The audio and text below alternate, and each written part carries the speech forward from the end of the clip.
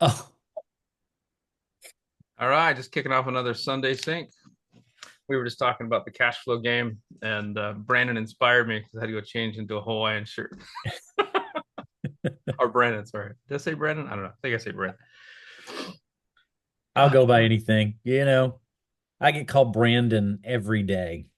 Yeah. When I was in the army, they looked at my last name, Oceanbine, and they just said screw it, and they called me Alphabet. Alphabet, come here. That's funny. I got to my duty assignment, and it just so happened to be Germany. My last name's from Bern, Switzerland, but close enough. And they couldn't say, or the locals called it or pronounced it Oxenbein, and so they couldn't say that, so they just called me Ox. So the whole time I was in the army, I was called Ox because of that, and also I was a bigger guy, and I bench pressed a transmission up into a Humvee, stuff like that. Carried the 60 and the Wow. 50, so they just called me Ox. Wow. Yeah, transmission jack was broken, so I said, all right, just put the tranny on my chest, and I got on a creeper and rolled underneath the Humvee. It's got plenty of us went, rah! Okay, put the bolts in, put the bolts in. That dude's got to do. Yep. How's it going, John? Oh, you're on mute. Oh, It's good. How are you guys? doing good. Good. You've got your ORAT shirt on. I do. It's finally cool enough in the house I could actually wear it.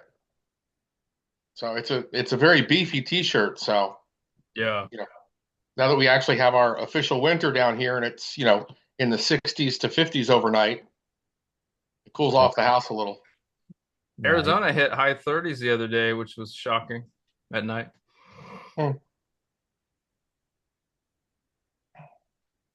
I'm looking forward to the ORAT thing. Wife got her, I bought her ticket, and we still have to get the hotel and flights, but at least we got the tickets. So. Yeah, I still got to get the hotel. So, and I got to sell that spare ticket I got too.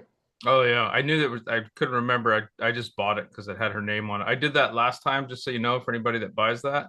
You got to tell Zuber, and so he can switch it on the name. So when you get there, the name matches the person, so you can actually get in and everything. Because I bought. You guys know Dividend Dave? I No, of don't. them. Oh, okay. Dividend Dave shows up in Dion McNeely's Dion Talk Financial Freedom about every other time, and so I bought my ticket from him last year. So I was kind of a late investor, if you will. I started in April, but didn't do anything until about August of 2023. I bought a house in August of 2023, and then kind of started reaching out and networking with people towards the end of the year. And I was actually a big Dion guy, still am, but then I kind of somehow transitioned into to Zuber's thing. I think it was because of SKOOL. It's kind of weird. His SKOOL online thing, because I was asking Dion about is there an interactive thing, and he says, well, if you join the his I don't know, training or whatever, which I would love to have done, but timing wise, I am a member, but I didn't join the training thing. And so the SKOOL thing came along. I was like, oh, perfect, and I just blew up in the SKOOL thing because I just want to regurgitate everything I'm learning because I'm learning in real time and I'm having a freaking ball with this stuff. If I didn't have to have my W-2, I'd quit and do this full time. And you're saying this school that we're all in, not did Dion have one? Did I hear that? No, he's This got guy. I think he has a training thing, just like Matt and Yeah. Zuber do. I was just asking about because in one of the live his members only YouTube videos that he does Tuesday, I think once a month he'll do, or once or twice a month he'll do a members only thing, and they'll review deals, right? Like go through his thinking process, which is really good. If you haven't done that, I get a member. I don't. It's really cheap. It's like I don't know, a buck or something to be a member. But if you haven't gone through his underwriting, I really like the way he looks at things. Like not just the dollars and cents. You can do that in 2 minutes, 1 minute, whatever. But he goes through a lot of the stuff about the properties and things. And there's another guy out there. He's relatively unknown. I think his name is Joseph Capicello or something like that. I have to look his name up.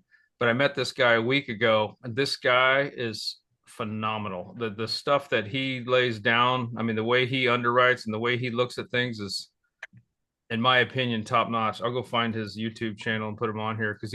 Yeah. He does something called fractional investing, something I don't do. He's an I, investor also. That's the thing is there's a site out there. There's a bunch of different sites out there that allow people that aren't really into real estate to spend like $50 and buy a token, and that token is tied to the equity of the property and that kind of thing. And it's relatively new, and he's out there doing it. Mogul is one, I think Lofty is another, and a few other things. But he goes through all this stuff, and I'm watching him not for those channels, just because when he goes and finds the deal he looks at, the way he underwrites and what he explains is badass, in my opinion. So yeah, definitely put that in there. yeah, let me find him. He's an ex. Well, I'm not sure if I think it's public. He's a military guy, special forces guy that retired, and he does real estate. So We can oversee that. yeah, yeah. We'll look past that. Well, he was Navy, I was Army, and was giving him a hard time for that. But that's what you do. Where the hell is this guy? Let me look at my history. Let's see. Oh, we're 5 minutes in. Wow. I'm slacking here. Let me see. We've got 5 participants. Oh, Ryan's on, Renee's on, and then you guys, we've been chatting. So we were just, if you guys just joined, we were just talking about a whole bunch of things actually: underwriting, Hawaiian shirts, ORAAT Vegas. But let me find this. This is that important, I think. This guy's, I can't remember his freaking channel name, of course. Let me look at my history here. Which is tough because I have a lot of YouTube stuff. When I drive, I put the phone on the little thing and I just click on YouTube and I listen because I've got usually about a half hour anywhere I go. We live out in the boonies, so oh, here he is. So this will be. Let me pause this. Let me go to his videos. Yeah, no, he's like unknown. But I think he's great. So give it a watch and let me know what you guys think. Here's the channel, put it in there. And I talked to the guy on the phone for a while. He's like me. He's really into real estate and really likes it and likes helping people and talking to people and whatnot. So anyway, enough of that. All right. Well, I was going to kick this off by just saying I'm doing something kind of weird. I know normally we just go right into opens, but I'll just kick this off. It's real short. I decided I have a HELOC that's 105K, and I decided to go ahead and because we have a lot of equity in the house, probably like 450 grand or something like that. We went ahead and resubmitted all the paperwork, and I could tell you, man, if you guys haven't done any loans lately, the progression is ridiculous. So I said this before, but I bought a house in August of 23. That was cool, no big deal. Then I bought a house in was it January? I think it was March, and it was okay. It was kind of dumb, right? And then in April we closed on another one, and it was just dumb, like a lot. I mean, from paperwork's like okay, so August it was this. Where's the little thing? August it was like this, and then March it was like that. April was like that, and I just did this HELOC thing, and it was like that. As far as stupidity and amount of shit you got to submit and all the crap. And I get it, things are getting tight. I even heard on Zuber's channel that one of the hard money or not hard money, one of the DSCRs. DSCR guys is full for the year, and I'm hoping that's just hey they reached their limit for 2024, which is probably my base case on that. I would imagine right at the end of the year. I think so. But they did say somebody filled in the gap pretty immediate. I heard that at the very end. They did admit somebody filled that gap, and they didn't the rates didn't go up. So they kept it pretty much at par with the other types of loans. But I'm hoping just like you, I think there is a good chance they just ran out of money for the year end and they'll start back again. But they'll be curious to get that update after the first of the year. Plus, you got to figure it's the holidays and whatnot, and people are going to be off, trying to close on a deal in the holiday season just sucks, and most people are going to want to close before the end of the year. It's a lot of stress and pressure and blah, blah, blah. So they probably like, you know what, we're good. maybe not. Probably had nothing to do with it, but who knows? But yeah, so I'm doing a HELOC refi, and we got through all the crap and paperwork, and now we're down to the appraisal. So we're just waiting on the appraisal, and then it's for 240. And the reason I'm doing that is my debt to, because I've been doing 40K chunks at a time, and that 40K chunk out of 105 for my debt to income is a little high. I don't like it. So if I do the refi or get the 240 HELOC and I'm doing 40 grand, it's in the teens, you know what I mean? Right. Or 10% or whatever it is. That way it looks a lot better because I'm I'm looking to when the rates. So I have a different opinion than probably everybody. I think I've done a lot of research on this, and the history doesn't say the future's. It's not going to be this. I don't know how the past history does not predict future, whatever the hell it is. But every single time we've had now this also is predicated on if you believe we're in a recession or not, which I think we pretty much are, if not right on the cusp of it. I mean, the jobs numbers. I know Zuber gets on his channel and I don't want to contradict what he's saying, and I'm not, but the numbers are saying what they're saying. But if you look behind the curtain and under the hood, I have a sneaky suspicion, man, jobs are going to just, unemployment's going to take off. I know they projected the, down, but my personal belief, just looking at history over time and all the different hits, is I think that in May or June of next year is going to be the time when I think rates are going to start to fall off, right? And then maybe pretty dramatically. So, and if it doesn't happen, it's not the end of the world. But I'm positioning myself. I'm trying to position myself to be in the best position for lending that I can be. And let's say the DSCRs do dry up and things go south and there aren't lenders out there. That's also good, because if you are a creative finance person and understand that, that how they say the tools in your tool belts, that's why you have to have these different the reason I listen to all these different YouTube things, the reason I'm in Pace Morby's sub 2 group and all these different things, is I get this knowledge. Now I haven't used any of it, but if we get to the point where banks dry up, things aren't loans aren't happening, I'm in trouble two ways, because if the HELOC goes away, I'm screwed, but also lending. But that's why I have a pretty large cash reserve to get me through that crap. So I'm trying to position myself in the best way I possibly can. So anyway, just want to share that, doing the HELOC for no other reason than debt to income and the way it looks.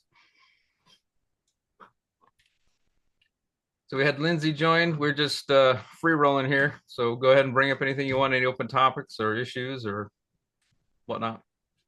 Is the HELOC on your investment property? No, it's on my primary. Oh, okay.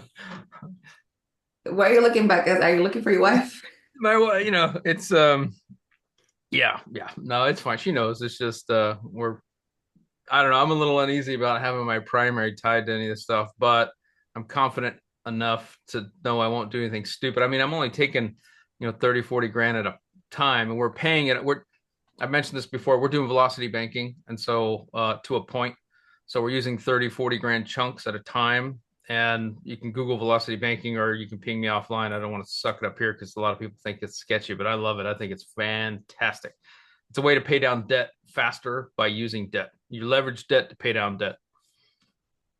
I've been watching your videos with velocity banking, and I also have a HELOC on my primary, so I don't really have the fear yet. But I know it's hard to when you're using your single family. I've been tracking my progress, and I've been above or right on target every single month until this month, or right before this month, because of Christmas. And I knew it was coming, but I'm doing it because I want to, when I'm all done and when I'm said and done here, I think I'll finish up all my debt payoff in, I think, May, something like that. I want to do a video on it and show my actuals through my spreadsheet and show how everything was tracking, and all of a sudden, bloop, to show, hey, this is what happened. But that's the point, because if you have something like an emergency that comes up, let's say you took the money you had, your positive cash flow, and you put that on your mortgage, you can't get it back. You know what I mean? It's not like your payment changes. You put that money in there and then something happens, you're screwed. I guess you have a credit card or something, that's good. But for me, the HELOC thing makes sense because I take every freaking dime and throw it into the HELOC, and then throughout the month, my mortgages get paid out of that HELOC. So it's like a yo-yo. It goes way. It actually gets. It's funny when I start off, our cash flow is about 24 grand, and we start with 30K. So boom, we're down to 6 grand in the first month, and then it goes up to 16 or 17K the second month, and then boom, it's paid off. But then it goes right back up to 11 grand, and then the third, fourth month, then it gets paid off, and then we start the cycle over again. It's like we're $9,100 positive cash flow normally. This last month, not so much, and then couple that with we had a low month last month, and we're on track to have another low month, which sucks because we had the best month ever 3 months ago. But hey, man, that's investing, right? That's the way it goes. So That's what they say. The first years suck. The first 5 years suck. It's what they say. I don't know. I'm having a good time with it so far. I mean, yeah, we had to buy a AC unit that was $7,000 and have to deal with people that are just stupid in my strategy. But I had a guy take another guy's cinnamon roll the other day. I'm like, are you kidding me, man? Guy's like 56 years old. And I'm like, what are you doing, man? He's like, well, I didn't know who it was, and I just brought it in and I just took it. I was like, dude, if it isn't yours, don't take it. I mean, come on. You're a grown ass man. Don't touch other people's crap. It's like unbelievable. So anyway, sorry. I do rent my room, so you got to deal with people living in the same house, so it gets kind of dumb with stuff sometimes. So it is what it is. I put out a theory, and this is a theory on rates. See what y'all think on this. The Fed put out some information just in the last 30 days. They were looking at the economy, and the vast majority of the economy was growth by government from spending. And they made a comment that they think that's an unhealthy economy. Of course it is, because it's not true growth. It's not true economic growth. So they said they were basically indicating they want that to get back into balance. Well, if you look at the principles, we'll see what happens with that Doge division. If they're going to do a lot of what they say they're going to do, it's going to shrink the growth in government, which will cause some more of the pain of the economic recession. So then the Fed could also lower the Fed funds rate to spur private sector economic velocity of money. That if we're not competing for dollars against the government, they've got to spur on economic growth, so they'll need to lower the Fed funds rate because the government isn't growing, which is what they want. Well, then it rebalances where the growth is happening with private sector, because that's where private sector grows is when interest rates go down. I'm hoping that's what happens. I'll be honest, but that I can see those principles happening if Doge really does what they say they're going to do, and they're saying Vivek and Elon say they can trim almost $2 trillion.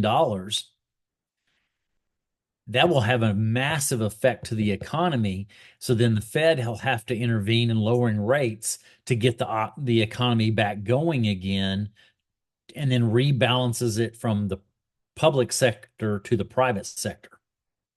That's just something I've proposed. It's going to take time. I know. I think it's going to get worse before it gets better, which is fine. I think we need to feel that pain.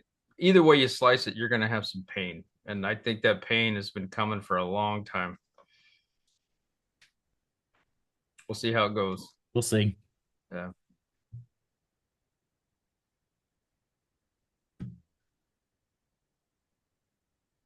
I would encourage people to, if you don't already, like brush up on your creative skills. Maybe watch that thing. I haven't got all through it, but Ty in the ORAAT community, the school.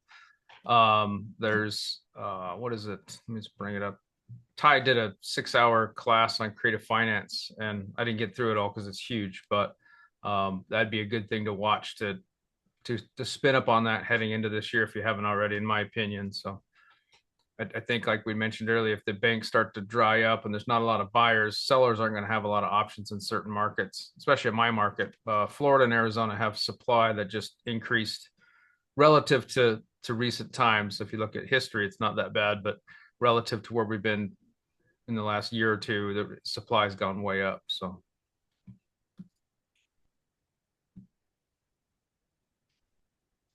All right. Brandon, did you want to get into your how it went last week? Give me a second. I'm having a reply on something. Okay. I took Brandon's lead here and went out and got the Hawaiian shirt. I was wearing a different shirt, but jumped in there real quick. I'm gonna try to remember to do that. Makes me feel good. This is where we want to be. We want to be on vacation and living at the beach. That's the perspective. Yeah.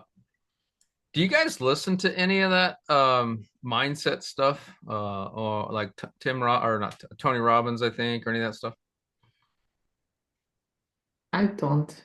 You don't? Yeah, I find it helpful. Like when I should listen to it a lot, but when things get rough, like I try to be upbeat and everything, but when things get pretty bad, I'll pop on a Tony Robbins video. I'm like, oh, okay. Or this guy I just heard today. This actually helps me out more at my job than it does for real estate. But some guy named Simon Sinek, I don't know if you know him, but Simon's pretty good. Simon's pretty good.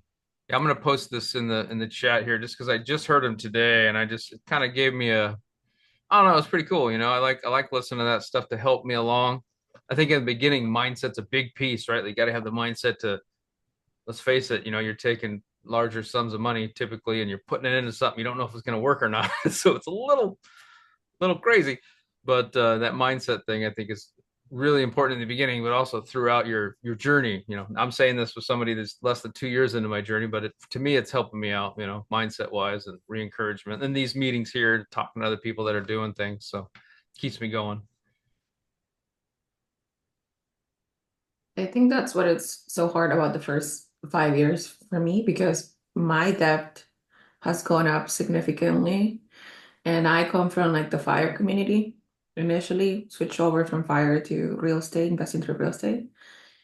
And then fire, you decrease your expenses to the point that you can't, live on the minimum amount of money. And so you pay everything with cash. You try to like make sure your debt doesn't go up. And with real estate, it's like you leverage that. And that's just, I think, where the fire community lacks in leverage debt. But that's why it's so hard. Like I see myself not planning vacations and just saying like, oh, I'm not gonna eat out that week because I could, save that money. So that's where it's hard, I think. I think with everything, it's a balance, like just about anything you think of is just balance. Look at nature, like, you know, men and women, there's a balance there. That way your kids hopefully come out balanced, you know, or like the fire community and real estate community. I don't know much about the fire community, but yeah, I mean, you don't want to go out every day and blow every dime you have, then you're never going to get anywhere. But then also, if you just don't do anything for 2 years, I don't know if I was in Dion's thing for a while and was pretty hardcore for a solid year. And when I say hardcore, I mean freaking live, breathe, sleep, everything flew down. And after about a year, I sort of lost it, right? I kind of was like, all right, so we took a little break. Now by break, I mean like a week or so, chilled out and hung out with the family, went to Vegas and screwed off, spent some money, we did. But our compromise throughout the year is coffee. And I think I shared this before. We do spend a stupid amount of money on coffee throughout the month, but you know what? That's our compromise, right? We say we scrunch on everything else, but our coffee budget we didn't touch. Balance, right? Yeah, I was sharing from last week that I was going to be teaching the students, the seniors and the seventh graders, and so that happened.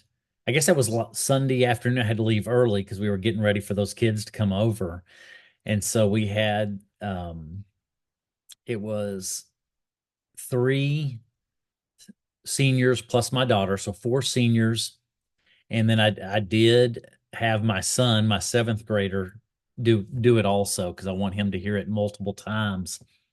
And that was really interesting. We played the cash flow game, and it took some time. They learned. So I did not play it. I had everybody play it so I could come around with them as they were reading the cards.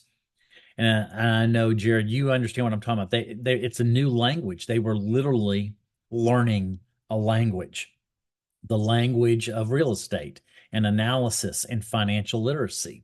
So they were reading all the cards, and so every roll of the dice when they would play, they would read it out loud to everybody, which is what you really should be doing. And we were talking it through and allowing them, because was foreign concept. So this was, I mean, if I were teaching another language, that would be what was happening. And so we were having to walk it through slower. And then over a few turns of everybody, it was picking up because they were starting to figure out what was going on. And it was just fun to watch. Even my son, the seventh grader, I had him play it and I would help him a lot. We would discuss it because in that book, in that board game, there's properties, and not every property would you buy. It's based off what that card reads of the NOI, the cash flow, and all of it. And so you really have to determine, is that a good buy or not? They had stocks, they had all kinds of different financial decisions to make. And then they would also land on the doodads, which were buying stupid stuff that you didn't want to buy with your cash, just like life. Then they would have market cards where you could choose to sell a property or sell a stock based off of what the value was. So it played out well. I was watching, and it was just interesting who the light bulb was going off. Some, the light bulb faster than others. We did that for a good hour and a half. Then we stopped for dinner, and I felt like, I don't know if they would have not necessarily gotten more out of it playing another hour. So we went back to the living room, and then I taught for another hour and a half, at least an hour and a half. It might have been closer to 2 hours. And it was really enjoyable. That began, they were understanding things better because we had played the game. I think that really prepped them.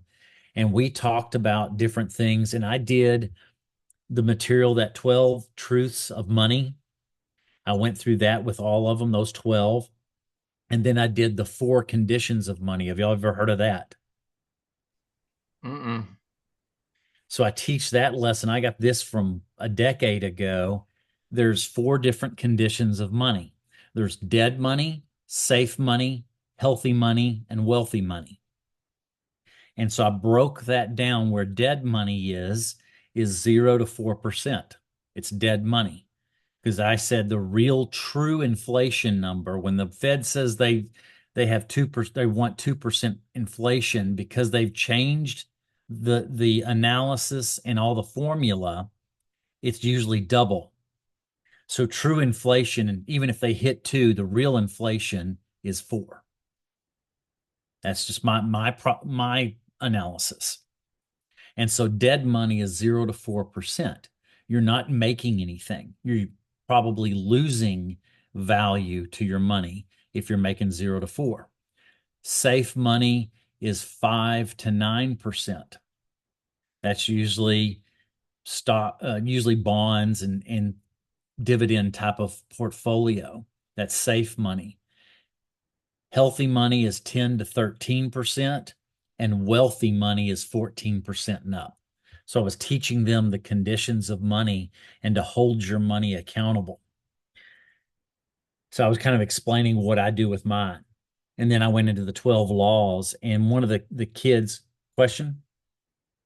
I was trying to capture what you were saying. I've got the first 2, but healthy money was 10 to what percent? Dead money 0 to 4, safe money's 5 to 9. Healthy money is 10 to 13. I'm visualizing it in my brain. 10 to 13, and wealthy money is 14% plus. And so that's when I began to explain to them the rule of 72. And so we would use some different scenarios so that they would understand why the wealthy live in the 14% plus money, because it doubles that much faster. And you're trying to manage that risk reward, but that's where the wealthy live. So I taught that to seniors, things that none of us ever were taught. Yeah, that's the thing, is I was never taught any of this, and I found out in April of 2023, and I'm 50 years old. So that's awesome, man. You're teaching the youth, and I think that's a big reason why Zuber says older people that hopefully have figured this out get on YouTube and do things and educate as much as they can to people. So I commend you, man. That's awesome. So it was really neat that one of the seniors, and I didn't know this boy well. He struggles in school other than math. He's really good at math. He came up to me thanked me and said, can we come back? Can you teach again? I'd like to come to the house again. And he said, this is the fastest. I've never paid more attention for 4 hours of this, what we did tonight. I've never been this wrapped up in attention. I loved it. And then I would say about an hour later, so this was after close to 10 o'clock at night. So we'd wrapped up around 9ish. And he sent a big long text to me thanking me for the material. And he learned so much. He said, I would really like to do this again. He told my daughter the same thing, but that was the good first trial run. So then I did it on Monday and Tuesday with seventh graders and seniors. I did change a lot of the material for the seventh graders. I still touched on pieces of what I taught from the night before, but then I went in detail. The second day, I took real world examples. So we talked a lot of concepts about money the first day. With the seniors, I still did the 12 truths of money. Then the second day, I took it into real world application. I only have one stock. All the rest of my portfolio is real estate. I had one dividend stock, and I took it out and I went through the numbers with them over the last year. And I said, okay, Tuesday, we're looking at, here's where the stock is trading today. Here's what it pays in a dividend. So I had them, the seventh graders, figure out the return on that money. What was the overall return in the last year with the dividend and the stock price? And then had them explain to me the four different conditions of money, because we did that. With the seniors, the second day, I went into an analysis of real estate, and then also how the five wealth generators of real estate. And then I went into how they can house hack their first duplex. And I did that also that Sunday night. So I gave some very practical stuff for both sides on the second day. The first day was more concepts. The second day was real world stuff that they could tangibly see it, in a sense. I want to take your class, the next one. I'll attend virtually. I actually considered recording it. I thought about it. Do I record these 2 hours? What do I do? The next time I probably will. I went back and forth and I chose not to.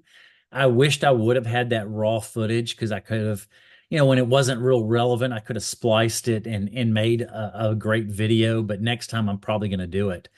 So they've asked to do it again. That was really fun. Is two of the senior, it was interesting. Two of the senior guys were the ones that were the most engaged. I'm just being honest. My daughter and the other girl, they were engaged, but not as much as the two guys. That's just how it played out.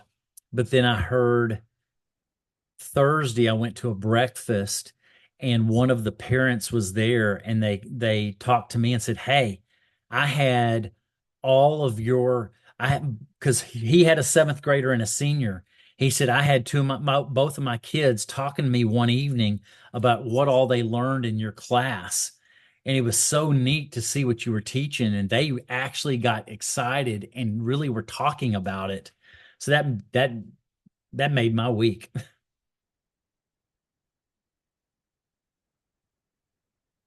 Yeah, that's really cool. It's cool when you in life or whatever, you reach out and help and try to help and explain things to people throughout your life. And I don't know, man, like usually it's, let's say, less than 10% kind of go with it, pick it up and go with it or something. And then out of that, a lot of them fizzle out. So you're down in like the low single digits, like 2% of the people. But you know what? That sounds like that kid that was really interested. Maybe he'll be one of those 1 or 2%ers. Yep. It's interesting. I was telling my kids, if y'all don't mind, I'll talk one more story to it. Yeah. My daughter does not want to go to college. And so we've kind of walked through that, and she's gone through the emotions when so many of her friends are going through, saying, "Oh, I'm going to go to college and this is my plan." And she's not wanting to go to college. And we were talking about that this week. Several of those seniors are now asking me for jobs, basically, because they know the business I'm in with property management. And I said, Maddie, you don't understand. You think they're lost, or they're not lost, and they don't know exactly what they want to do. You've got the security of a job working right out of high school, of somebody that cares about your success. And I said, you don't feel like you're less than because you're not going to college. There are blessings of what your mom and I have done of building these businesses, that you see it, you know what you're getting into, and you have at least a future that somebody cares about your success. Because she's cried over this of not knowing exactly what to do, or not going to college because she feels that pressure.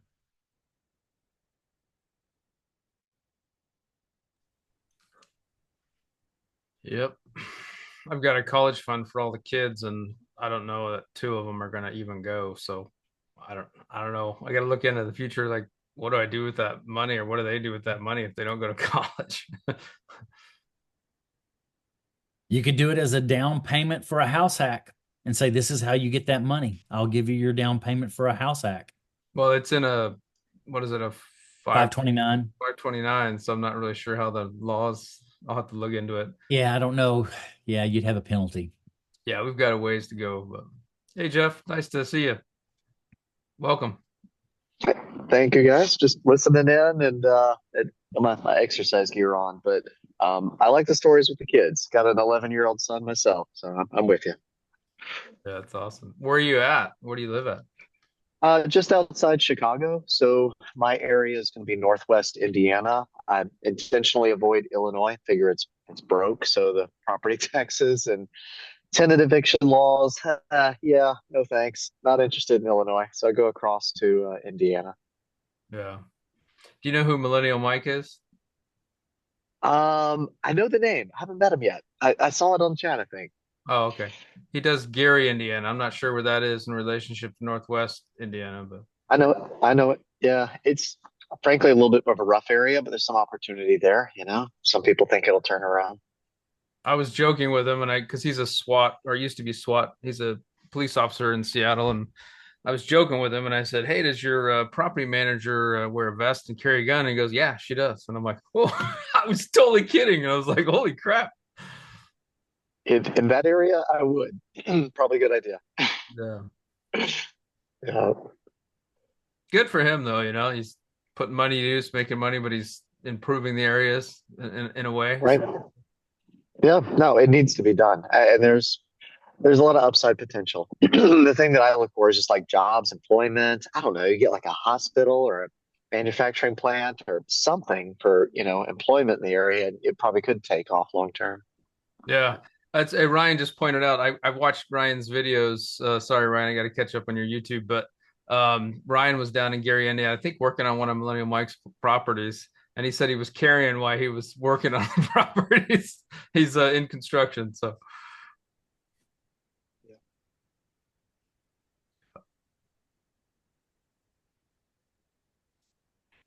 Jeff, what is your market, if you don't mind me asking, if it's Northwestern? Yeah, so there's actually two zip codes that are my favorite, and it's Highland and Hammond, 46322, 46323. And this year, I started in January that I would take this more seriously, as real estate was something that I see a lot of independently wealthy people have. And I got a friend in Florida that has 100 units, actually, a little bit older, closer to 60, started younger, and rolled the stock market roller coaster for probably too many years. And I decided in January that having zero was unacceptable, and I was going to change that. And so I actually looked up an agent who owns rentals himself and loves talking about the investment benefits, depreciation, taxes, all this, and very enthusiastic. And so, yeah, he and I have been working together all year. And I purchased seven, 25% down, 15-year fixed rate mortgages, max interest rate buy down, and they're all occupied. Yeah, I've learned a tremendous amount in 1 year. And quite frankly, I'd be happy buying 6 or 8 every year for the next decade. Work some pretty long hours. I think I can make that work, and we'll see where it takes me. But maybe it gives me something to do when I'm older and my son grows up. manage the rentals. Damn, man, that's flying. Good job. Good for you. Thank you. I feel like I'm behind actually because I'm 41 and I'm like, I should have started a long time ago. So in my head, I'm like, let's get going, let's get going. The I'm other people will be 50. like, whoa, why so fast? And I'm like, it's okay. We bought it here, we're renting it there. There's a net operating income. And, I got the reserves and, did all my math. Where's the next one? Give me another tenant. Give me another house. Quality tenant, quality house, pair them, repeat. Are you making cash flow in Hammond? I have a house in Hammond, but since the taxes shoot, Yeah, they yeah, yeah. are pretty much cash flow 5 to 6%. Right, right. I think I'm maybe closer to 8%. I put it on the spreadsheet just last week, but yeah, no, it's working out okay. And some of that is just negotiating the lease. Like I was telling the real estate agent this morning, like I didn't have a lot of pushback. I kind of put forward a number that I liked for rent, and they didn't come back with, well, here's four other houses that are cheaper, right? They just sort of took the number and moved in. So some of that's kind of the negotiation of if someone's in a hurry or they have a reason they really like the house. Nice. I don't know where you get data on rents, by the way. If you guys know anything about that, I'm all ears. Like, who knows? The stuff is all private party email. There's like no public data on the rents that I don't know. It's a different world. I use fair market rent, so Section 8 housing. It's Yep, basically the minimum rent you could get in the area, and then if you do regular tenants, you could get more. I see. Okay, that's good to know. It's very good to know. Just so you know, that tends to vary by market. My market, FMR, is the most that they'll pay, including a certain amount of stipend for electricity. Okay, right. Yep, utilities. Yeah. So when you do private, you can get more money, but you can't automatically say, "Oh, I could get this on the FMR for just the rent." Okay. All right. That's good to know. Because, yeah, I mean, once I top out at 10 conventional mortgages and the DSCR thing comes into play, I don't know how they appraise the rents, but that'll be an important factor. And those are probably more conservative numbers than what I've worked out with the private leases. I just posted in two links. Apartments.com, I'm sure you've already heard of, but the other one is the HUD user, the fair market rents that somebody had mentioned, so you can compare. Nice. Thank you. Cool. I know that in I want to say Missouri, there's a couple states that, like you mentioned, public data is hard to come by, and I think it's Missouri is one of those where you can't. It's really hard to find out unless you have a tool, usually an aggregate tool like PropStream or Privy or something like that, that aggregates it and scrapes it from different places.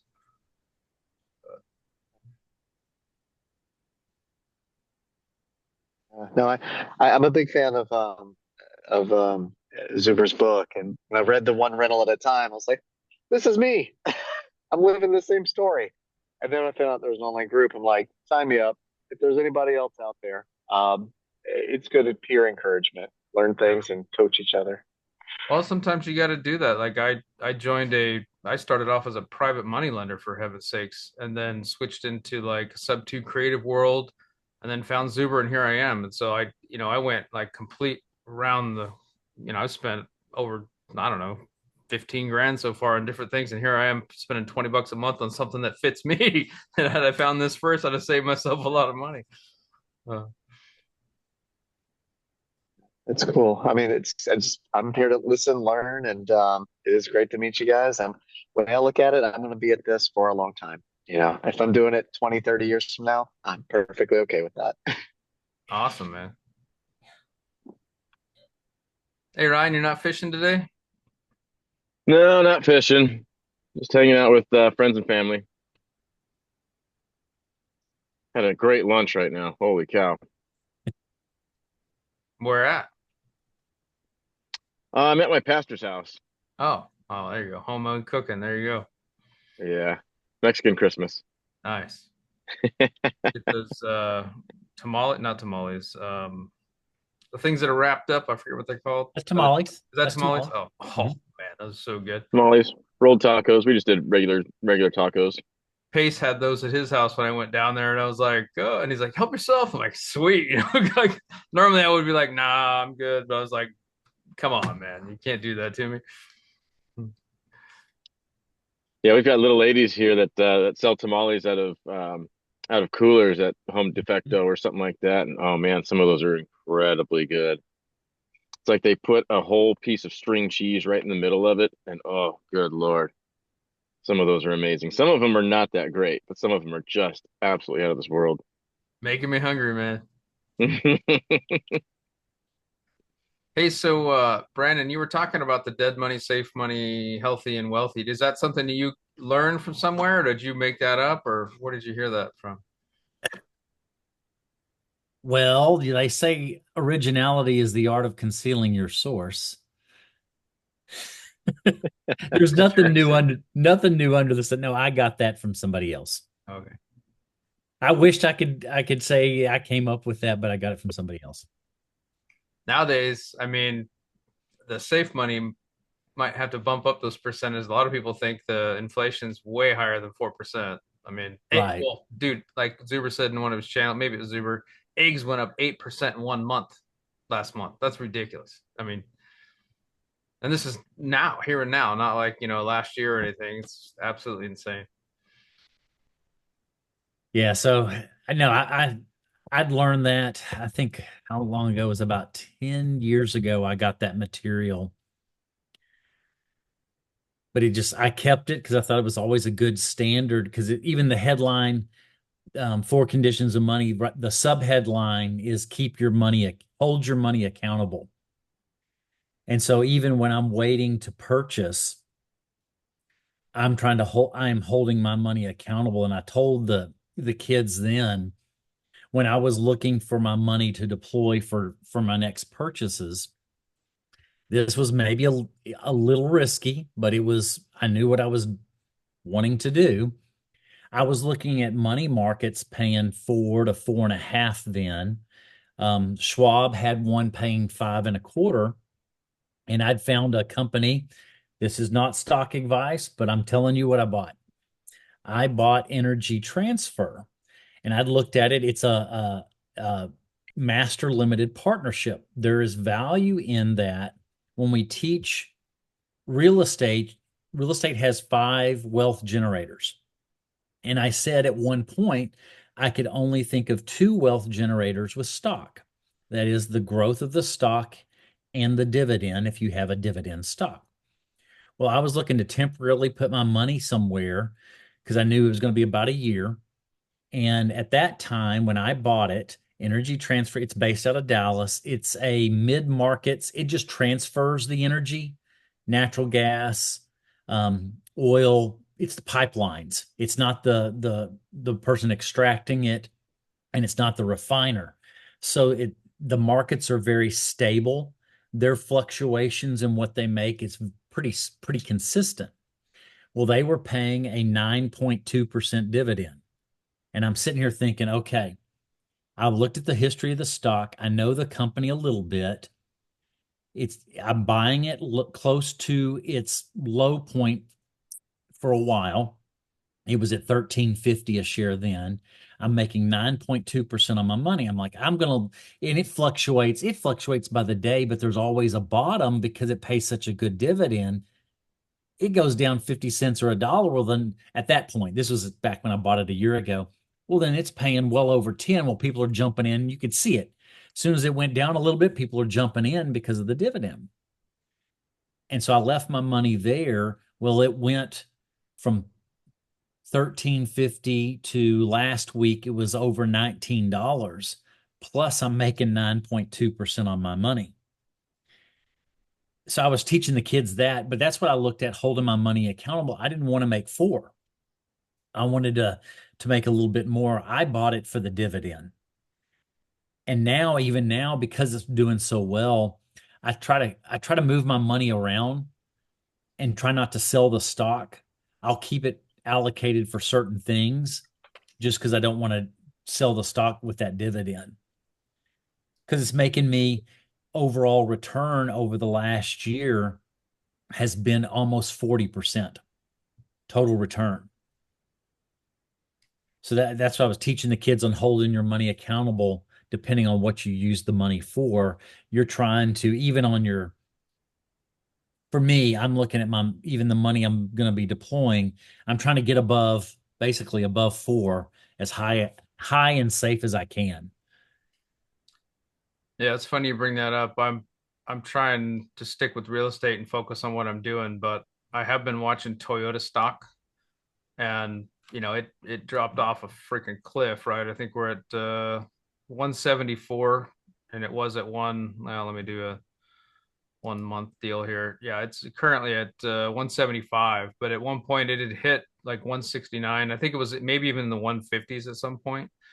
And I was like, man, if it ever gets down to that level, I was thinking about maybe getting involved, and I just had to do that shiny object thing and get it away. Just focus on real estate. That's what I'm trying to do. But Well, this one, you make money 3 ways. I didn't know there was stock. I learned a lot in the last year. It's a master limited partnership. There's not many out there that are publicly traded master limited partnerships. You get a K1 even owning the stock. The reason that's important is because it's an energy stock. Because of the tax laws, they get all they don't call it, they call it depletion, not depreciation. So they get all these extra tax deductions as an energy company. Well, here I am making all these dividend uh, payments. I'm getting a K1 for my percentage. Now it's, point, I don't know, however many point zeros, but I still got a negative $700 K1 that I can use on my tax return also. So I didn't know this existed till in the last year. So now I've changed my script. You can own, there is an investment that you can make money 3 ways: growth of the stock, dividend, and the tax benefit. yeah. That's what energy transfer is. There's a few of them out there. And I was like, wow, I didn't know this existed. And I should have known. Yeah. Energy, real estate, agriculture. I think those all have pretty decent tax Yes. incentives. But there's very few stocks that give you a K1. Yeah. Yeah, I knew nothing about that. When I owned equities, I had Energy Transfer ticker symbol ET, and I Yes. knew nothing about that E1 or depreciation, which we pretty much call Depletion. depreciation. That's Yeah. that's interesting, man. That's something else. So that's something I learned in the last year that I get. So I'll get a K1 from them, I guess, in January, just like everybody else gets their statements. That's cool, man. Thanks for sharing that. I'm sitting here rolling money over in 4-week T-bills just so I can be relatively liquid. They went from 5.38 all the way down to like 4.25 or something. But whatever, I've got nowhere else to put it, so that's what I'm doing. Schwab's got one right now that's still around 5, and it's doing the same thing, so you don't have to manually do it. Schwab has one. The ticker symbol is, I think it's SWVXX, and that's most of what they're buying. What are they buying? The It's energy it's transfer? No, Schwab's money market account is buying T-bills. Oh, So okay. you just have to buy that share, which is at $1, and it's still. When I looked about a month ago, it was still at 5. Last year, it paid me about 5.3, Hmm. and it's SWVXX, I believe, is the symbol. Something Advantage Fund. It's a money market fund with Schwab. Yeah, I probably wouldn't. For me, I'm just doing something with it until I can find my next deals. I'm gonna buy a primary in Arizona this year in 2025, and then maybe up to 4, probably 3, but if I can squeeze it 4 properties. It depends on if I do a cash out refi on the existing properties or not, or if I just do a refi. We'll see how it goes, but 3 at least, I hope. 4 total.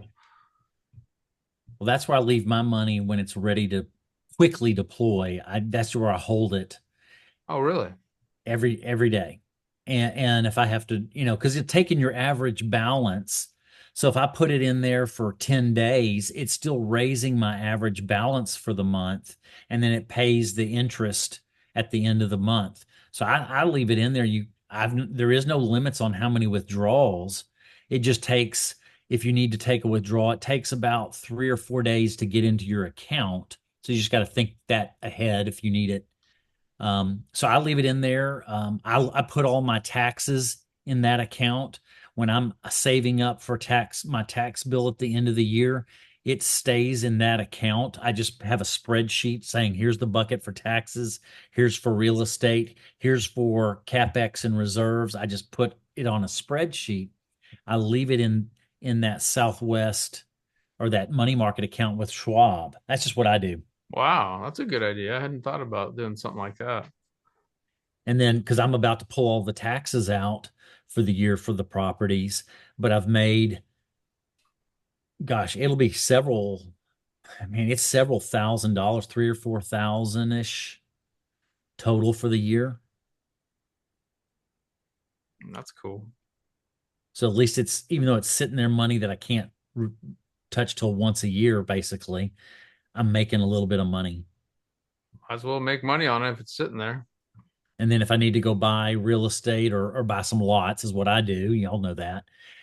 I leave that money in that account so that when I'm ready to buy, I can just then draw it out. But at least it's earning something. I live off that principle of hold your money accountable at all times, every dollar. I leave very little money in non-interest bearing accounts. I did for 2 months just because my broker was telling me to do that. So I did. I left sizable amount of money and I was making offers, and nothing picked up. So just a couple days ago, I went ahead and fired it off and did the T-bill thing just because I'm not going to get anything before the end of the year. Unless a miracle happens or something.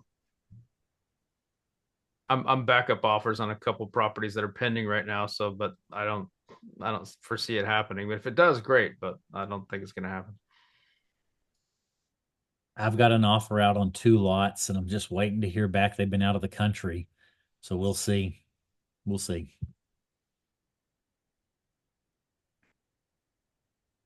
Hey, Dennis, how's it going, man? Looks like you Hey, jumped. Jared. Hey. Hey. Things are going.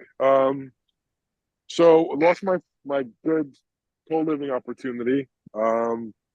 Have a lot of mindset issues that I dealt with. I think the biggest problem was that the who and the what that I run into. Because I think that I have a couple of people that are very interested in collaborating with me. They're not local and they're like, well, we need to make sure that we have boots on the ground. And by the time that I was able to find somebody on the ground, the property already went. So we didn't sign the contract until we basically were ready to say, hey, we have somebody on the ground and that can basically do the modification that you need for a pad split. And what made me realize is that I have to get these things in place before next property comes up, because I think this was a good property. It was in a good location and all the numbers looked pretty good. So that's kind of like where I'm at. I'm sitting here and debating, like, should I just, there's some groups that I see that are for pad split or co-living and in the markets that I'm looking to invest in. And I think I just need to spend some more time there, maybe building relationships with people and finding somebody that's on the ground, and offering them equity in the property that I bring, because I'm not really looking for them to bring maybe capital, but probably not even capital. I'm just looking for experience. That's essentially where I'm at right now.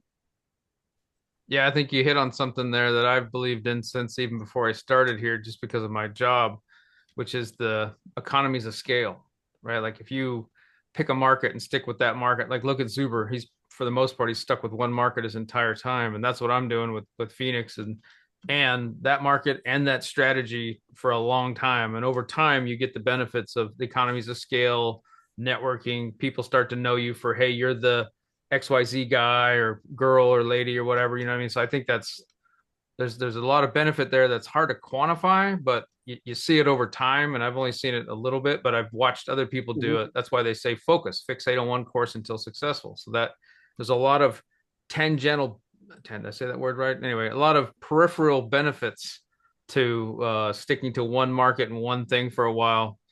At least that's my belief. So yeah, good luck, man. Yeah, I mean, I would love to do this in my market, but it's just not the model right now. I mean, Philly, I just saw 2 properties Pat split in Philly, and I really want to find who that owns that, because there's a local ordinance that you can't really have what Pat split is doing in Philadelphia, but there's 2 properties listed in Philadelphia right now on Pat split. So I'm kind of curious how they're able to get away with that, or they're just doing. You should reach out to one of the EA reps. Yeah, I'm doing that. Yeah, I'm doing it. Yeah. This girl that I worked with, I forget her name is, but Abraham Gray recommended me to her, and like she works with him in Atlanta, and she was really happy to do like a Zoom with me and stuff like that. So probably need to circle back with her. Hey, Brennan, you actually are a property manager, I heard, correct? Yes. So, well, we rented a property today, and I don't know, maybe certain people. But she's pregnant, she's about to be due, so maybe that's why. But she brings me 2 checks. One check that is basically first month's rent, misspelled our company's name completely. It's a bank check, right? So it's already basically ready to go. So I give it to her, and then she gives me the security deposit, and the security deposit is more than a month and a half. And I'm like, no, we can't do that. The state law of New Jersey says that you can only do a month and a half. I'm curious, is that where you are, the same thing? It's a month and a half for security deposit? We don't have that guideline in Texas. Oh, you don't have the guideline. Okay, got it. All right. And just so you know, yes, I know a little bit on property management, but I hire a team. So I don't do the day to day. I know some of it to be dangerous. I don't know it all. I hired somebody that's been in the business 17 years to be my lead property manager. I'll tell you what I know, but we don't have that regulation here in Texas. So you can take 2 months security deposit, 3 months security deposit, whatever you want to negotiate. Yes. Wow. Okay. Well, it's a month and a half in the state of New Jersey. And the problem was that it was basically it was coming out to 4,050. She goes 4,500. So then I'm like, well, what if we write a check for the difference? And apparently nobody wanted to do that, so it was a huge issue. So yeah, so that was my question as far as property management. But you guys don't have that, because like we can't. It's a state law. We can actually get in trouble over that. Gotcha. To answer your question, I don't know. I don't know what's going on with the drones. Nobody knows what's going on with the drones. I mean, the White House is saying nothing's here, but there's definitely stuff here. I don't know. To me, you can go into a very big conspiracy theory here. I mean, the reality is we have some really strong stuff in our area. We have a base that has basically nuclear subs. There's been sighting over that. We have the like this they call it like the ephemery, where a lot of them were spotted. So what reports were saying that it was not sent over sensitive stuff. That's actually not true. That's what people on the ground are saying. So I don't know. I mean, it is really, really, really bizarre what's going on with them, and nobody has an answer. Yeah, it's weird. I've heard little tangent, things here and there, and then I started looking into it a little bit, and I was like, wow, what in the hell? Strange. Yeah, there's definitely a lot. I mean, I personally saw a couple, and the question that always, my friend actually followed one, and he's like, at some point, it started to go in circles. And I'm like, okay. And then the question is like, well, somebody's got to follow these things. And supposedly, I don't know how true this is. Once again, please don't take my word for it. I'm just a nobody. But they're going out to sea towards the end, like when they're done, they fly like supposedly. So why they're doing that, I mean, nobody knows. Like, it's just, you know, good question. Sketchy stuff, man. That it reminded me of Mike Road. I don't know if you heard that story. Like 2 years. Well, remind me of Netflix, the movie with Leonardo DiCaprio. I think it's like it was a Netflix movie that was made where there's a big asteroid and it got so discredited that people really started having the slogan "Don't look up" or something like that. That's the name of the movie, and it became basically a political issue between Democrats and Republicans, where one side was saying one thing, the other side was saying another thing, and it got to a point where the asteroid still came down and basically killed everybody who did not fly off of the ship. But like it just got to a point with so much misinformation that people didn't even know what to. And I hope that's not where we're going to, because you have state senators, you have U.S. congressmen coming on live TV and saying like, "Oh, it's the Iranian drones." Some are saying we have no idea, and there was reports of a state trooper chopper flying over one of the drones, and as it got closer, it just completely shut itself off.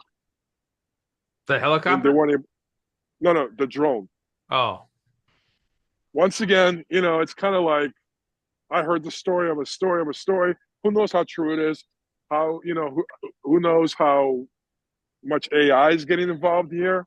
The stuff that you're seeing on the internet, but there's definitely, in my opinion, massive misinformation communication happening because the truth is somewhere. Just nobody can tell what it is. All right. Well, stay safe, man. Thank you.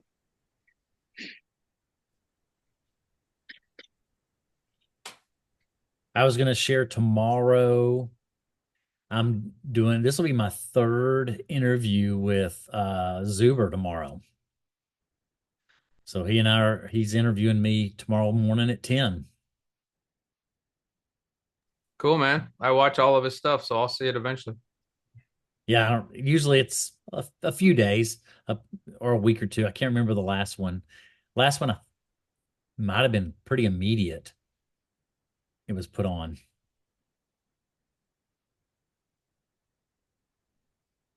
Sorry, guys. I haven't had my caffeine really. I had one coffee, so that's not. I usually have at least two before one of these meetings. What are you talking about, Brandon, tomorrow? He's going to talk to me, talk about my build to rent model, but also how I've gone from in 2019, my net worth was just right at 300. And here at the end of 2024, I'm almost at 2.5 million in less than 5 years. Whoa, nice. And so we're going to talk a little bit about that and how I've done that through this build to rent model. You gonna spill your secrets? I think stuff that I've probably talked about in here, nothing, I don't know if there's anything other. I'm pretty open book. So I don't know. I don't No, it's think a joke. I'm holding back. It's a joke. I mean, there's no such thing as secrets. It's I just, know. I think luck has to play into it. And I think it's just putting the work, right? It's people just expect everything to happen overnight, expect, no failures to happen. It's such a, and I don't know if we have any Generation Z's here. I don't know. Most of you look like you're either millennial or Generation X, so you kind of can understand me. But it's that instant gratification is just becoming so terrible, and I think it's impacting a lot of people, and it's causing a lot of people to think that there's a lot of things that are scams when they're not. It's just hard work and perseverance. So, Yeah. Brandon, you stuck to pretty much lot purchases for 5 years in a specific market, right? And actually it's in three markets. I am going to talk about, because it's a video I created actually a couple of weeks ago that's coming up in one of my on my channel, of how I use data to how do you get forced equity. And so I look at markets, I look at what I'm building compared to what's around it. I think I've shared a little bit of that short-term rental I have down by the coast. I looked at that market in that street as I was trying to pick properties. I'd looked for, at that time it was almost 2 years, and we came across this property. Have I shared this story before? I Okay. don't think so, but maybe. Bear with me if y'all say you want me to shut up, tell me to shut up. Um, so we're looking at properties, and we knew we wanted to have a short-term rental down in the town of Port Aransas, Texas. And we're looking at a couple of resorts, and I used to be in where I'd underwrite subdivisions when I was in banking years ago.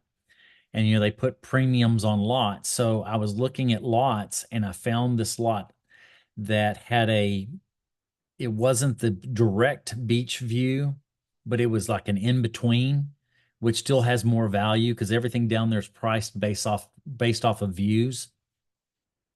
And I found this lot that they mispriced by $100,000. It was first row.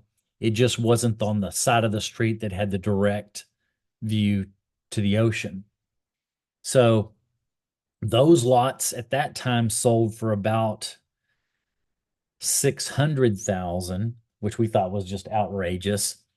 This one sold at 200,000, and so we made a contract on that because they'd mispriced it. It should have been 325,000. And so we got that, but I also wanted to make sure that I looked at the street because we take the median. If you take the median prices of an area, and if your house, if you know what the average square footage is and the average median, if you're building below that, it's almost like a magnet. It's pulling up the value of your property. It's almost like a burr kind of feel to it, but it's forced equity from building. So I wanted to make sure that I built smaller than every house around me because I was on that best street. And so we built there, and it ended up we built that for, I'm trying to get the numbers right, 950. That was with all the furniture and everything, 950. And it immediately, while I was building it, it was the value was going up, but it appraised at 1.2 because you've got all these houses around me that were, well, at that time, 2 million. Now they're all 4 million on the ones facing the ocean. So the houses right across from me are all 5,000 square foot or larger. I'm sitting here at 2,330 or 2,330, sorry, 2,330. Well, because I'm the smallest house on the street, it's pulling up the values of mine because of what all the average is around me. And that's what I do the same thing even on my single family homes. I'm looking at what's around me when I build, and I want to be one of the smaller ones, and it pulls up the value of mine. I build a similar quality, but much smaller size. I got a question for you. Are you at 20% of the home price? Like, is that your percentage usually I'm able to for the build land? 20% less than retail. Yes. No, no. I'm saying like usually because I have a friend who's a land guy and he builds new construction, and the way that he explains to me is like the land of the like let's say the land is I don't want to get into numbers right now, but let's say that there's a price for land, and it's the land price is going to be 20% of what the home is going to be selling for. Yeah. No, Does that make sense? yes, I do. I know exactly what you're talking about. I'm trying to hit between 9 and 7%. Okay. And most of mine are around 7% of actual construction. The metrics are, and I found this is pretty universal. If you're building lots of multifamily or small, um, Ken McElroy confirmed it just the other day. My metrics were I wanted to keep my lot cost at 15 to 20,000 per door. So if it was a multifamily property, 3 unit, 4 unit, my budget should be around 60 grand for a 4 unit. I can spend up to 60 grand or 15,000, or I guess 60 to 80 grand. That'd be the 15 to 20,000 per door. And Ken McElroy had some videos came out just in the last 2 or 3 weeks. He said the identical metric that I used, and I didn't take it from him. I had just figured that out on my own, that I can make money as long as my lot costs are 15 to 20. Now, I would say the variable in that is if rents are higher, your metric might be a little bit different. It's all but based off, to me, it's based off the rents have a factor in that too. But he said the same thing, 15 to 20,000. And I was just floored when he said that. Was that the video with him and his partner Ross walking around? Yes, he's got 2 or 3 of them out now. Yeah. And I can't remember which is one of those, or maybe it's both. I can't remember. He mentions that. And I stopped it and I told my wife, I said, this guy's saying the exact same metrics I use. And I didn't know, if I'd perfected it, but I'm not saying I perfected that, but it's interesting that we had the same metric. Yeah. It's too bad Ryan dropped. The guy that was filming that happens to be George Gammon's technical guy, Josh, who got to know Ken McElroy. Because he was walking. I don't know if he was walking behind or how he was doing it. Yeah, he was filming it. And then when he started talking, I was like, holy shit, that's Josh from George Gammon's, what is it? Crap. Anyway, George Gammon. I forgot his channel name, but Rebel Capitalist. That's what it was. So I'm going to share that of that, a little of that story. But I was building 2 properties in the middle of the COVID shutdown. That was my very first 2 properties. I was doing that beach house down in Port Aransas and my fourplex. And I was scared to death, thought I was going bankrupt because none of us knew what was going to happen. And here I'm in the middle of construction and everything's shutting down. I'm thinking, holy crap, I'm in trouble. But it ended up being perfect. I wished I'd have had 10 of them at that time, building at that time. Because when I underwrote it, my rents were going to be on the fourplex $1,250 per unit. And by the time I completed, I was able to get $1,385. And the cost didn't go up. I got it in there at the right time. So that's kind of what we're going to be talking about. How did I grow that fast? And I only have $144,000 of my own cash in all my properties, and I've got 10 now. Beautiful. So can this be recruited in any market, in your opinion? And it sounds like it's areas that are almost like infill lots, right? So it's in a community and it's an area that, let's say, right, like you said, the shore. So it's a Airbnb market, or even let's say has a good school system, and you just have like the slot in the middle of all of these homes. Is that kind of like what you're looking at? Yeah, what I found for that price point on the lots, new developments, the costs are too high. So you're having to find old developments that still have lots out there is where I'm able to find these $10,000 to $20,000 lots that are old costs. None of the new developments, they just can't build them at that price. They can't run the utilities and build the roads at that price. So you're having to find older subdivisions that still have lots. Got it. And they're called like infill lots or something. There's like a name for it or something like that, right? I don't know. I don't have a name for it, but it's just Okay. traditional lots. And I'm looking for ones with utilities. I found a bunch that still need septic. And so I don't buy them. I'm sticking to my buy box because that septic system is going to cost me about 12 grand more. And I'm looking at lot prep and everything. I'm trying to hold it at the 20,000 or less. So if I'm getting it for, let's say, 15,000, I'm figuring between 2 and 5,000, depending on the lot, 2 and 5,000 for lot prep. So it's keeping me under that 20 grand. And even Ken talks about that in one of those videos. He talked about what they had to do for their lot prep on that big development, and he still kept it under 20 grand. It ended up, I think he said it was around 18,000. What it came out to is about 18,000 per lot. They got the lots for an average of 14, I think is what I remember him saying. 14 for the number of units doors that they could get. And they had to do a lot of lot prep, and it ended up finishing out at about 18,000 a lot. Or a door, I'm sorry, a door. Well, you can do that in you also have to have approval to do that in like say communities, right? So like if you have single families, you're gonna have a hard time getting approval to getting multifamily. Yes. Correct. I'm talking single family, and then you're trying to find on the multifamilies. I found 3 lots for multifamilies. I got a steal on those. I got 3 lots at 16,000 a lot for 3 multifamily lots. I'll never find that again, but that's what I'm holding one. I'm banking some dirt for 2026 build. I've got one more multifamily lot that I can get probably 4 units on, and my total lot cost was 16 grand. Wow. We don't have those kind of prices. Right. Jersey does not have those kind of prices. And that's the thing. Texas has so much land. I use that strategy, and Arizona does too. We're plentiful in land, so that drives down our cost on the land cost.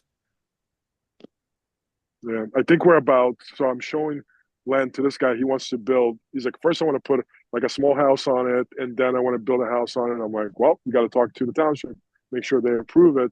So he's looking under 100,000, and it's under 3 acres.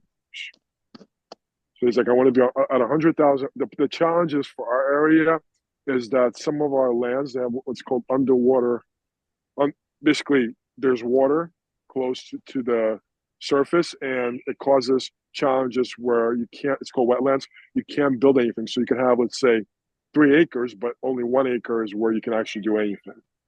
Yeah, the way I would look at that 3 acres is, okay, if it's 100,000 with the city, how many doors can I get approved on that 3 acres for the 100,000? It might still work if you can get, what is that, roughly 8 doors on there, 7 doors, whatever that number is to 100,000. If you can get it, then the metrics here would work.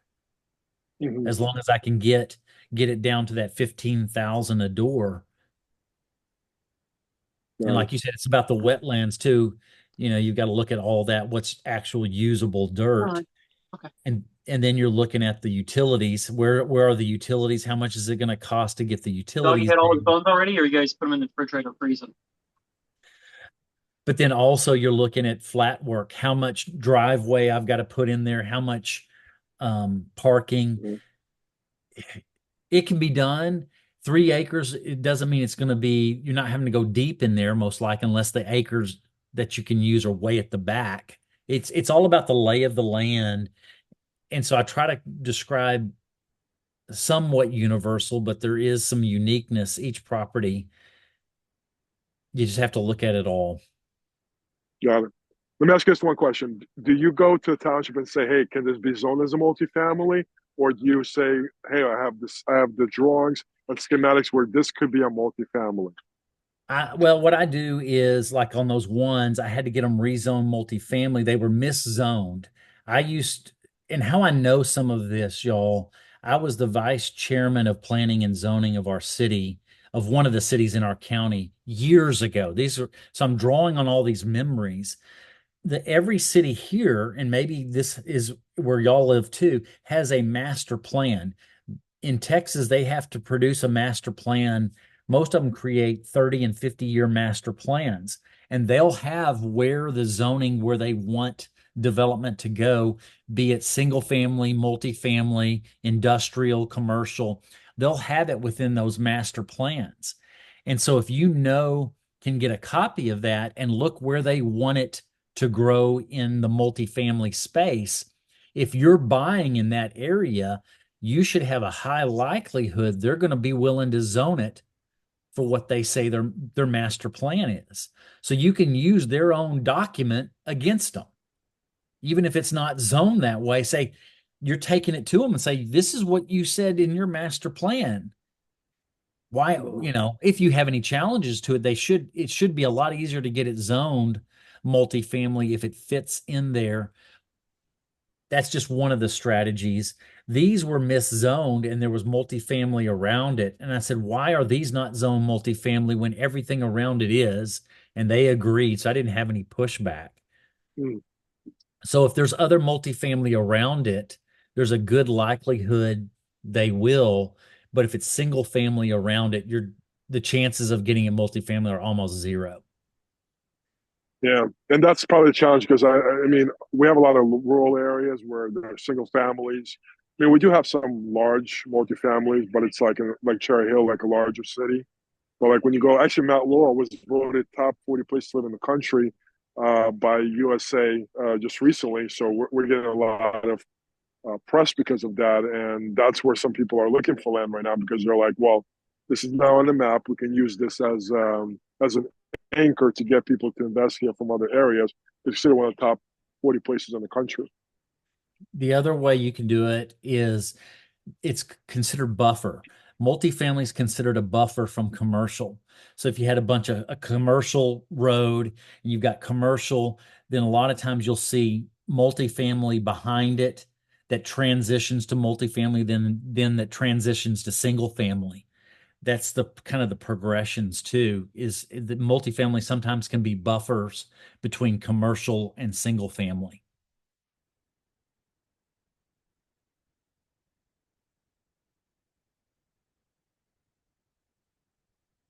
And you're saying you could get that information from the zoning board, right? Master plan. That's who would be able to provide that to you.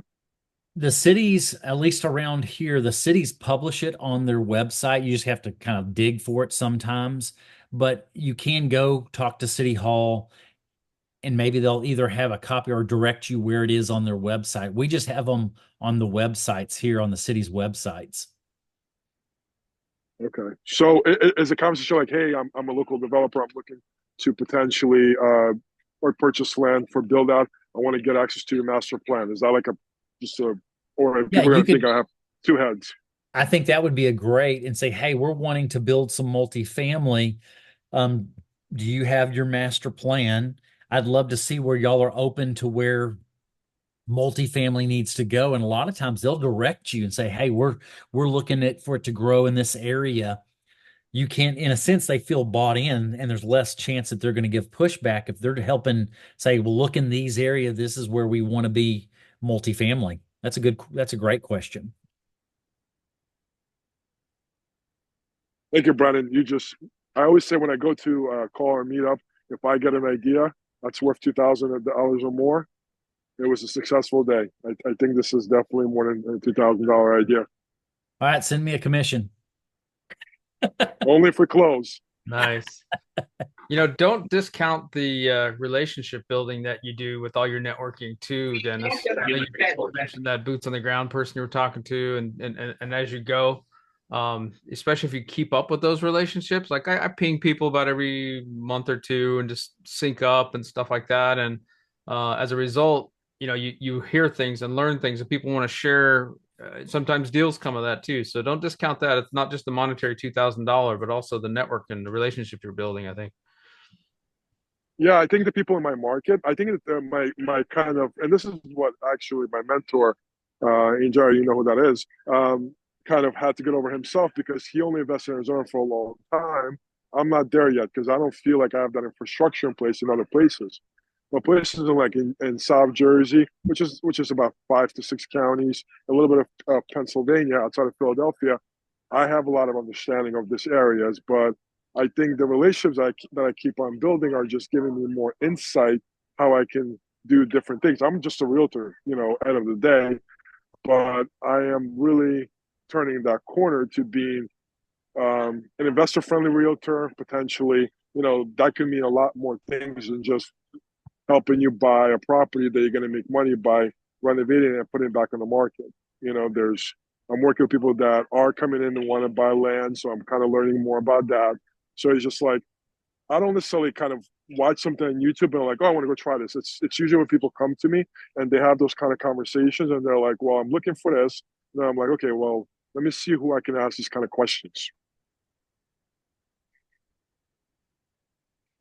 Hey everyone, my daughter's new boyfriend is here, and I hadn't gotten to talk to him. and I'm going to go grill him. Get your So guns I've got to out. go. Good luck. All right, Hey, Brandon. I enjoyed it. I look forward to it every week. I'll talk to y'all next week. All right, see you, Brandon. Bye. We've got Christmas shopping to do on our end, so I probably need to get this wrapped up too. Anybody have anything burning they want to mention before we wrap this up? I saw Ryan came back. Hey, Ryan, I made a comment a second ago. Josh from Rebel Capitalists, I think he's the one who's filming Ken McElroy's videos here lately. So I thought that was interesting. Yeah, he's working with Ken. He's working with Robert Kiyosaki. He's been working with George. Yeah, he's running the gamut. Yeah, good for him, man. Good for him. He's doing really, really well. I just had a phone conversation with him a couple days ago, and man, he's only 22, but the questions that he was asking me were just of such a higher age bracket, if you would. He's a wise kid. He's Oh, I a mean, very wise kid. hanging out with George Gammon and Robert Kiyosaki, Ken McElroy, and Ross. I mean, come on, what do you expect? Guys picking up more than we're probably ever going to learn, to be honest with you. Right. So he skipped the line, man. He just skipped the Oh, line. he really did. But He really that did. required him His to ambition, though. get a tattoo, and I don't think I'm willing to do that. Yeah. So. I'm gonna get his face now on my leg. Oh, there you go. That'd be funny. That would get his attention. So, well, cool, man. Well, hey, I'm looking forward to seeing you, Ryan, in Vegas and whatnot. So, and anybody else who goes. Yeah, sounds good. I'm really looking forward to that one. Yeah, man. All right, well, let's go ahead and wrap this up. It was good chatting with you guys, and we'll see you next Sunday. Yeah, thanks everyone. Thanks. Bye.